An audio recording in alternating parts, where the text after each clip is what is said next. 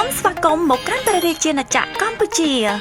លោកស្រីជាអ្នកធុរកិច្ចឬភ្ញៀវទេសចរមកពីសាធារណរដ្ឋកូរ៉េអាចធ្វើការទូទាត់នៅប្រទេសកម្ពុជាបានយ៉ាងងាយស្រួលតាមរយៈ app GLN ឬ app ដៃគូ GLN ដូចជា OneQ, Hana Pay, Toss, KB Star Banking, IM Bank, Samsung Wallet, Hana Money, Naver Pay, Morita, Descard Wallet និង Antotech Wallet សម្រាប់ scan QR របស់ពាណិជ្ជករអេស៊ីលីដាទូទាំងប្រទេសនៅតាមផ្សារភោជនីយដ្ឋានហាងលក់វត្ថុអនុស្សាវរីយ៍តំបន់ទេសចរណ៍រមណីយដ្ឋានអង្គរវត្ត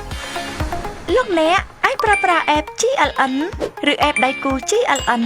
ធ្វើការ scan ទូទាត់ប្រាក់ភ្លាមៗយ៉ាងងាយស្រួលនិងមានសុវត្ថិភាព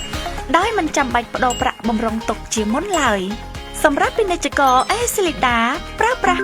QR ម៉ាស៊ីន Smart Pay និង POS គឺអាចទទួលទូទាត់ពីគ្រប់អ្នកធុរកិច្ចនិងភ្ញៀវទេសចរនៃសាធារណរដ្ឋកូរ៉េគ្រប់ពេលវេលាបានយ៉ាងរលូនល្អបំផុត